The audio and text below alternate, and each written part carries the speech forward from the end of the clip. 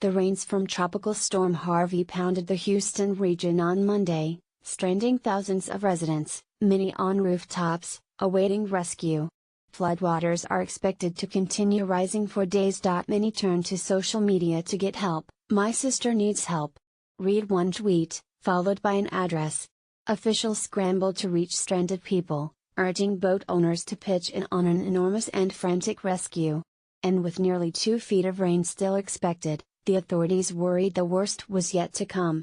Here's the latest: with record floodwaters, more than 450,000 people are likely to seek federal aid, the Federal Emergency Management Agency said on Monday.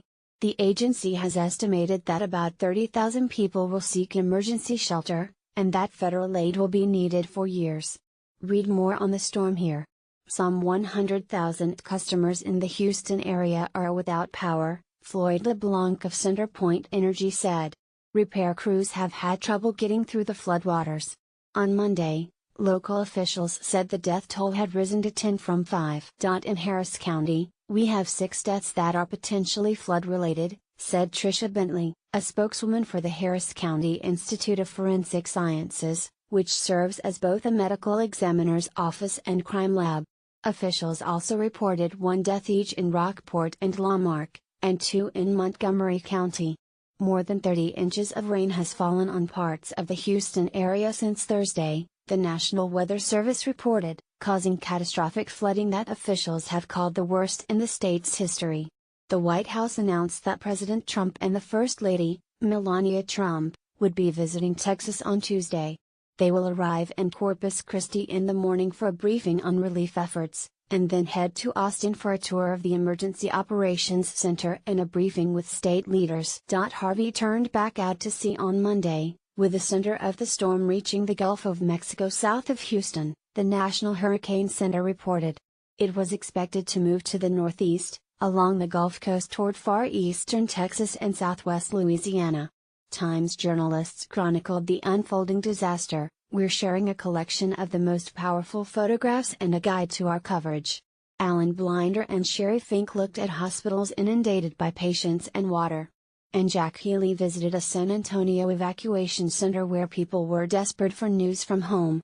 Follow Times correspondents tracking the storm on Twitter, @ManyNeat, @Alan Blinder, @Juliet Turquitz and @Kraus in Houston, @JackHelleneat and @David_Phillips in San Antonio, and @JSwats in New Orleans.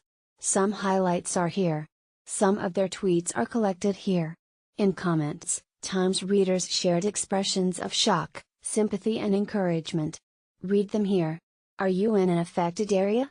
If you are safe, and are able to, please share your photos and videos with us. The Army Corps of Engineers on Monday began releasing water from flood control reservoirs, which is likely to worsen flooding in parts of Houston, Mayor Sylvester Turner said. The Buffalo Bayou, the major waterway flowing west to east through the heart of the city, is already at record high flood levels, and was projected to remain that way for days, even without the release from the Attucks and Barker reservoirs at the western edge of Houston. As they increase the water and it comes down, the water level along Buffalo Bayou, in all probability, it will increase, Mr. Turner said at a news conference. People who were not in a crisis state yesterday may find themselves in a crisis state today, he added. With the reservoirs at capacity, the Army Corps began releasing water from them before dawn. Mr. Turner said the release was 5,000 cubic feet per second, and would increase to 8,000. Rescues of people stranded by floodwaters continued throughout southeastern Texas, and Governor Greg Abbott said the state was sending hundreds more boats and high-clearance vehicles to the region to aid those efforts. Governor Abbott activated the entire Texas National Guard, except those already deployed or preparing to deploy on other missions, to aid in storm rescue and recovery.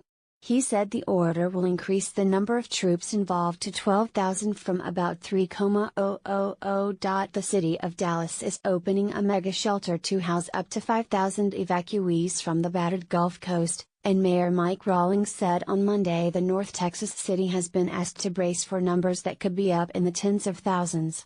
In Fort Worth, 30 miles west of Dallas, Mayor Betsy Price said city officials are also preparing to activate shelters once the state requests assistance. In San Antonio, Empty warehouses were being readied as shelters for 4,100 evacuees. Dallas officials said the city began making arrangements to convert its convention center into a giant shelter after a request from